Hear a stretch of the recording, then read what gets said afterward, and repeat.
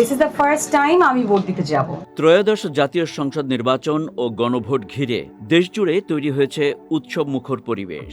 ভবিষ্যৎ সরকার ও ভোটের দিনের আলোচনাই এখন সবার মুখে মুখে।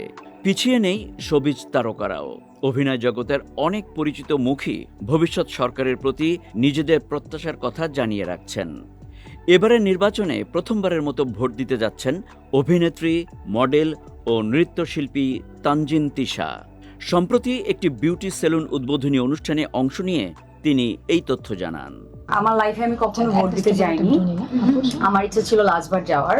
12 ফেব্রুয়ারি অনুষ্ঠিত হচ্ছে ত্রয়োদশ জাতীয় সংসদ নির্বাচন। এই নির্বাচনের মাধ্যমেই গঠিত হবে জাতীয় সংসদ এবং নির্ধারিত হবে বাংলাদেশের পরবর্তী সরকার।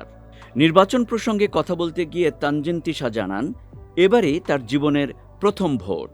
This is the first time আমি ভোট দিতে যাব। তিনি বলেন, এবারই প্রথমবার আমি ভোট দিতে যাব।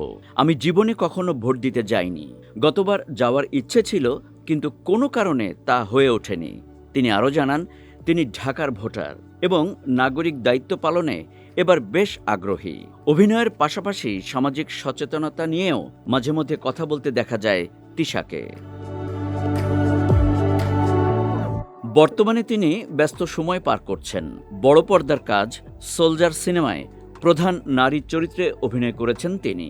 সাকিব ফাহাদ পরিচালিত এই সিনেমায় তার সহশিল্পী হিসেবে রয়েছেন ঢালিউড সুপারস্টার শাকিব খান। এছাড়া গুরুত্বপূর্ণ চরিত্রে অভিনয় করেছেন তারিক আনাম খান, তৌকির আহমেদ ও জান্নাতুল ফেরদৌস ঐশী।